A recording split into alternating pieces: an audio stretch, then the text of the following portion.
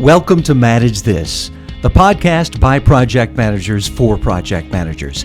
This is our conversation about what matters most to you, whether you are a seasoned professional or just trying to get started with your project management certifications. It's our goal to help you improve, challenge you, motivate you, and if possible, encourage you with stories from others in the profession. I'm your host, Nick Walker, and with me are the experts at all this, Andy Crowe and Bill Yates. And Andy, today we get a chance to draw on the experience of someone who has really an incredible, diverse background. You know, that's the beauty of project management, Nick. You pull from so many different disciplines. It applies in so many different ways. And it's kind of fascinating when you get people from different disciplines together to look at how they can manage projects more effectively. Well, let's introduce our guest. Heidi Fogell is a project manager and natural resources practice leader for Amec Foster Wheeler in Kennesaw, Georgia. She's a biologist and has been an advisor on ecological issues and habitat assessments and has negotiated with regulatory agencies. She performs wetland delineations, biological assessments, as well as hazardous waste investigations and remediation projects. Heidi, welcome to Manage This. Good morning. Thank you for having me. Now, you have a fascinating background. You've dealt with fish population studies, surface water issues, sediment and soil projects, and other environmental tasks. Since our audience can't see you, I should probably tell them, no, she is not wearing a lab coat. But how does a scientist get into project management? Well, at the risk of sounding trite, it was about a boy. I actually, when I was in grad school for marine biology at Florida Tech, the route that most people go is to work for a state or federal agency. And I actually had the opportunity to work for an environmental consulting firm. And that opportunity allowed me to stay where my boyfriend at the time was. And so I took that opportunity. And actually, through that, got lots of experience working in remediation projects in addition to the biological projects, and eventually moved up through the ranks and became a project manager. You know, I always tell young people, life takes you places that you never expected, so sometimes it's just good to go with the flow. Yes. But that's really taken you into a lot of places that maybe you hadn't planned on, but it allows you to bring kind of a unique set of skills to it. Right. You know, nobody expected a marine biologist to wind up in Kennesaw, Georgia. It's not as far away from the ocean as you can get, but not as close as you probably should be. You could be in Oklahoma or Nebraska. I could be, but I'm not. Heidi, give us a sense for what are some of the typical projects that you're working on? Typically right now I manage environmental remediation projects under the Superfund process, which is a federal regulation that cleans up old hazardous waste sites, usually where there is a known responsible party involved. So that's the bulk of my work right now, but I also manage several smaller projects that support municipal and industrial clients for getting wetland impacts permitted or addressing impacts to protected species, basically addressing their environmental issues so that they can develop their projects responsibly, yet comply with regulations. Gotcha. There's something unique that you bring to the table that I want to get into, because when I was reading over your bio and just getting a sense for the type of work that you do, I'm getting this image of you with two hats. Mm-hmm. One hat is one that I can totally relate to. It's the project manager, and the PM has to get things done. The project manager commits the team to milestones and deadlines and due dates and deliveries and all these things, budgets. And then there's another hat that you wear, which is this environmental consultant that kind of goes back to your roots of, whoa, slow down. You know, don't hurry up, but slow down. We need to assess and test and survey and get all the right approvals and go through the right agencies. So how do you wear those two hats? How do you juggle that? I dance a lot. Okay. But it's actually that's the biggest part of being in the environmental consulting business. It's a very competitive business. The companies that are in it range from small to large, but it's a small community, and you know we compete against the same people over and over again in different arenas. So it's important to stay on the top of your game. So you have to be able to jump from one thing to the next, and that was the hardest thing for me to learn when I came into environmental consulting because I was very much a start a project, work it through to the end, finish it, move on to the next thing. Right. Yeah, I can't do that anymore. I have to touch 10 to 20 different things every day. Wow. And that's difficult to feel like you're making progress, but by taking small chunks, you actually make probably more progress than you would just sitting and focusing on something for a long time. So, Heidi, I'm interested in this part, something you just said. My wife is very much the same way that you are kind of wired, that she wants to start a project, just really grind on that particular project and then put it in a binder, finish it, put it away, go to the next. I am somebody, I enjoy the variety of skipping around. Oh, yes, you do. Well, no, I do, and I have a lot of irons in the fire, but I'm able to stop something and pick it back up the next day pretty well. Mm-hmm. So that's something I do well. So how do you manage that, having to do that but not being wired that way? How do you have systems in place? Is your world full of Post-it notes? What is Heidi's life look like? I have a list. I have a list, and but that list has to be flexible too. I make my list at the end of the day before what I think that I need to accomplish the next day. And I do check my email pretty regularly to add and subtract from that list and then adjust it in the morning. And then at the end of the day, I look back and I say, oh, well, I got 2 things done on the list, but I also accomplished 8 other things. So I think to me, the being organized is the best way to manage that. And then also making myself be flexible and realize that it doesn't have to get done right away. Out of all the technology and all the apps that have come out, I still have not beaten a paper list in terms of its effectiveness and just getting things done. Right. I can't. I need a paper list and a paper calendar. I need to be able to see the month in front of me still. Yeah. There's a pleasure that I get in taking that little item on a paper list and scratching it off and saying it's done. It's absolutely thrilling to do that. So let me find something out about you two, because I'm to the point now where if I do something that is not on my list, I write it down on my list for the sheer joy of getting to strike it off. That's me. Yeah, I just raised my hand to that one too. I think they make medications that'll treat the 3 of us, but you know what? We get things done, so Let's good. buy it in bulk. That's right. My problem is that I lose my list and I have to make a brand new one, and it's usually different from the original. Heidi, tell me, as you approach a project, and this is something I'm always interested in, how do you sort of organize and approach it? When you get assigned a new project, where do you begin? How do you start? How do you even begin to think about the overall deliverables and how you're going to do it? Oh, well, it really depends on the size of the project. The larger projects we work really as big cohesive teams on, so there's a group of people planning these things. And generally what happens if it's something that's completely new, we get a request for proposal from a client, and usually we're competing against people. So we actually, a bunch of people get in a room and sit down and plan it out. And we go through the scope of work, we itemize the list that they're asking for, we plan out the amount of time we think those things would cost, the personnel that get loaded into that, and then from that we build up the budgets. Mm-hmm. So it's basically, it's looking at what the deliverables are going to be and then building up the tasks underneath those deliverables. And it's a similar effort for a smaller project, but obviously the number of people involved is much smaller.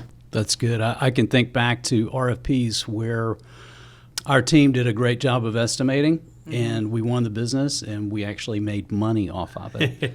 Wow. And then others that were not so good. Right. You know, Right. there were some rocks that we didn't turn over and look under, and those are tough. Are there some things that you can think back in that RFP process where you guys have found, okay, these are things that are common gotchas that we need to look out for? Not fully understanding the scope is probably the biggest one. Communication, I think, is probably one of the most important aspects of probably any business, and how a scope is written can make or break how you put a proposal together. Right. Because it's your understanding of what you see on the page, and that's not necessarily the same understanding as the person who wrote it. Correct. And so usually we have the opportunity to ask questions and get clarifications, but sometimes you don't. And so that's usually the biggest stumbling block. I thought that's why courts existed, to help bring well, hopefully the courts never come into what we're doing. The type of projects that you're doing, though, because they impact the environment, I know you're dealing dealing with more regulation than the typical project manager. I think Right. we had a guest in Keith Williams in the utility area, and many of the projects that they're doing impact the power supplies that we have, and of course the environment. And I sympathize with the extra weight that brings to you in a project and the perspective that you have to have. One of the things that I see on the background, the experience that you have is, again, kind of back, you're a scientist and you're also a PM. Mm-hmm. So I think one of the advantages that you have is when you're building that, when you're looking at the RFP, when you're building out your project team, even when you're looking at estimates, you have the background where you may not be the expert in whatever the particular, groundwater treatment or whatever's going on science-wise, but you know enough where you can do a sniff test and go, this is not even close, or this Right. person looks like they've got the skill for it or not. Mm-hmm. How does that play out? Have you seen that play out in some of the teams that you put together? Yes, definitely. And we also we do a lot of networking within our own company because my company is large. We have 35,000 employees worldwide. So we have networking systems, and we use those. And we also talk to each other, trying to find the best resources to put on a project and whether it makes sense to put those people on the project. Is it cost effective to do so? And if it's not cost effective, we will bring in subcontractors if necessary to Right. make it so. So out of 35,000 people, you got to have the right one, right? We pretty much do everything, yes, and usually so. But it may not make sense to bring someone from Europe to work Right. on a project in Alabama, for Exactly. example. So we do what we can. And Yeah, sometimes there's a have- language barrier there, even if they all speak English. Yes, there is. But we love our listeners that are in Alabama. Oh, I was talking about the ones in Absolutely, Europe, but whatever. Heidi, we often like to hear about specific projects, Yes. how they developed, how they evolved. Is there a recent project that you've worked on that you can share a little bit about? There is one, and I'll actually, it's one that didn't go so well. I mean, we did complete it, and it was successful in the fact that we got the job done, but the path there was tortuous, to say the least, and long, and not really successful in my book, just because we actually lost a little bit of money on it. We didn't get to fully complete the assignment, and it may not be the best project to put up as an example as far as a success story goes, but I view it as a valuable learning project. I learned a lot from that project, mostly what not to do, but a good bit of what to do.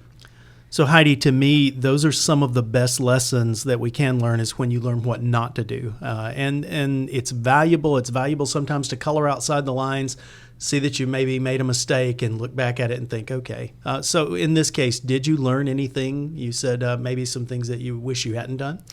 Yes, it was, again, an issue of not fully understanding the scope.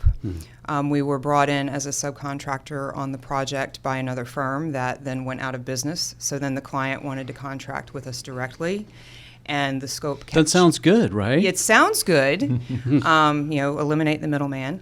But then they had a different idea of what the scope needed to be than we did, and it kept changing, and the project kept changing. And because of that, we had to keep changing our outputs and our testing and our results and our reports, and it kept dragging out and dragging out and dragging out. And so the end result was a 3-mile-long road widening project in a municipal area that was already developed.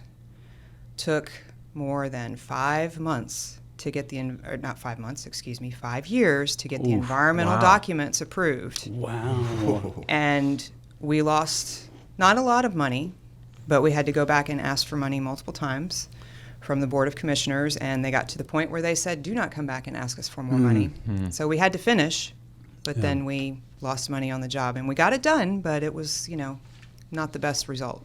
Right. I also learned that if somebody fills in for you temporarily, don't expect them to give it the level of attention that you would give it. Because they know they're only on it temporarily. They're just going to babysit it for you. They're not necessarily going to to move it forward the way it needs to be moved forward. So I learned that lesson. Okay, I want to probe just a little bit more here, and I hope I don't get too personal. But okay. During these projects, you had a couple of maternity leaves. I did. And a lot of listeners will be interested in this and Yes. how it affected you and what you learned. So we're talking about somebody filling in for you temporarily. Was that related to your maternity leave? Yes, Okay. it was. And I actually, while that project went on, I had 2 babies. So that tells you how long it went on. 5 years. And went on 2 maternity leaves. And the first maternity leave I went on, I gave the project to a seasoned project manager to run for me, and it was in the middle of it. We were in the middle of doing the analyses, doing the air and noise studies, writing the reports, and the person who was doing that work left the company. Not the person who was managing for me, but the person who was actually performing the work left the company. So he did what any good project manager would do. He found a replacement. Right. He found a very expensive replacement. Right. So budget blown. And then that's all he did. He didn't actually talk to the client at all while I was gone, didn't move it forward in any way. So when I came back, the project was a little bit of a mess. So I had to fix it. When I went on the second maternity leave, same thing happened, because we were redoing the reports by that point because enough time had passed that GDOT had changed how they wanted things to look, so we had to redo everything anyway, and the same thing happened again. And not that these weren't people that were not great at their jobs, that weren't doing me a favor, but they didn't have an investment in it. You know, there's a joke in project management, who's the first person you blame? And the answer is the vendor. Actually, the first person is the guy who just left. Okay. The second one is the vendor, and I'm going to add the third one is whoever replaced the person on maternity leave. You know? Right. Or maybe the person on maternity leave. You really want to push the envelope there. Right. In my business, the person that gets blamed is the consultant. Yeah, there you go. That's exactly. Yeah, the vendor. Yeah. Yep. But Right. there's looking at this from a practical standpoint, because I think even like if I go on an extended vacation, I have that battle of trying to think, okay, vacations are a chance for me to unplug. Right. However, I know my inbox is going to be full, and I know I'm going to have a stack of things to go through when I return. So I'm constantly fighting this battle of, do I take a peek? Do I try to knock out some things while I'm on vacation, or do I just ignore it and then pay the price when I get back? Maternity leave, now that's, times 100, right? So, and you're in the middle of a project, and there are things going on that you're curious about because that was kind of your baby too. And so how did you juggle that? Well, by law, you actually can't really juggle it because you're on short-term disability. There you go. See, I learned something today, Nick. Yeah. So while I was checking my emails, I wasn't really doing anything about it. Shh, don't tell anybody. Right. But I would answer the phone and answer questions. Just like you would if you leave a job, to help transition things. But technically, you're not allowed to. Right. Wow. This is a situation where you say you've learned a lot, but can you actually look back and say, I would have done this differently? Or can you only say, I wish they had done that differently? I know what answer I want to say, but that seems like the selfish answer. I wish they had done it differently. But I'm not really sure how I could have done it differently if they, I don't know if picking a different person would have made a difference. I don't think that it would have, because I've seen the same thing in another project that I work on as the consultant. Our EPA project manager went on they change and function within other federal industries from time to time, do 6-month stints with another industry, and she left for a 6-month period and had a replacement. And she expected that he would do all of this work on the project while she was gone, and he didn't either. So I don't know that it's a factor of the actual people that were chosen. I just think it's a mentality. Everybody's busy and they're helping somebody out, but they're not necessarily invested in it maybe the way that the actual people that are involved in it day to day are. Right. I have a question about that scope clarification that came about, Heidi, when you guys became the prime on that contract. There was confusion over scope, and it kept broadening, Yes. and there were several little, hey, wait a minute moments, Right. it sounds like. Right. Well, looking back on that, what if you could hit the rewind button, what would you have done differently or encouraged the team to do differently? I would have written a tighter scope of work in my proposal and made several additional clarifications and assumptions within the proposal. They were there, but it wasn't obvious that they were there. So I was constantly going back with the client saying, no, we said 2 rounds of comments. This is your 3rd, so I'm going to need a change order. And the other point of that project that I should mention, there was also a change in the client manager. So the original client project manager was taken off the project because it wasn't getting moved forward fast enough, and the new guy that came on was, he was going to make it happen. Okay. So so there was that compounding factor too. So I would have written the scope tighter and made very clear assumptions in the document so that we had very sound bases for going back and requesting additional funding. Yeah. I've got a follow-up question too. You said it was a 5-year? So this thing spanned across 5 years. Well, yeah, and we actually inherited it from somebody else. It was going on for 5 years before that. Wow. So I think about the projects that I typically worked on were 6 months to 18 months. And we were surprised by the amount of turnover with our key stakeholders during that period. And now you're talking about something 5 years. How did you guys, what were some of the habits that you did, or maybe it was a part of your normal status meetings, just to take a look at the stakeholders and make sure things had not changed? That's what we did. We have regular status meetings. I have staff meetings every couple weeks, and those were the folks that were working on the project. And then I check in regularly with my team members, just how is it going. I try not to micromanage people because I know that I don't like it, and if somebody's constantly bugging me, that slows me down. So, but I do try to check in with people periodically just to make sure that they're moving forward and the squeakier wheel isn't getting the grease, so to speak. I want to ask you something general here. Sure. What's a fun kind of project for you? Is there anything you'd classify as fun that you've worked on? Oh, gosh, lots of them. Okay, I had a project where I actually got paid. You got paid? I got paid. I got paid to dive and look for seagrass beds. That was fun. Wow. It was even more fun when I found out after the fact that there were known alligators in that area, but they didn't tell me that before I went in. So I wasn't expecting an opportunity for a new pair of shoes or a briefcase or a wallet. Yeah. I like the way you think. So that was fun. And actually, most of the work that I do, I consider fun because we're looking for. Sometimes we don't have the means to be creative to solve clients' problems because there is regulation that we have to go by, and sometimes there's very little wiggle room. But in many instances, particularly on the larger remediation projects, we can get really creative and innovative with how we do things. I'm working on a project right now that I can't really go into the specifics, but in order to reduce the remediation footprint, we're actually going to move a river. That's pretty cool and fun. Wow. And it's not a little river, it's a big river. Yeah. So we're kind of in the middle of that right now, and that's pretty exciting. That's cool. Yeah, and I get to work with a really diverse team of people that really know what they're doing, and that's a lot of fun. That's fun. There's another piece that I just was thinking about. I was doing work with Pacific Gas and Electric when the Aaron Brockovich movie came out. Oh, okay. So I remember one day I was consulting with them, and I had to walk across a picket line. There was some protesting going out in front of the corporate office. And so from time to time, some of the projects that you're working on they may be making the front of the paper. Yes, they may. And how do you manage that? How do you guys control your communication to make sure that you don't have a team member who's speaking out of line? We have meetings with our staff before there's any kind of potential interaction with the public. For example, if we're going out to do field sampling, we have safety is very important in our business. Most of our people have OSHA HAZWOPER training because we're dealing with potentially contaminated environmental media. And so we have safety briefings every morning and sometimes at lunch and usually tailgate meetings at the end of the day, what went well, what could have gone better.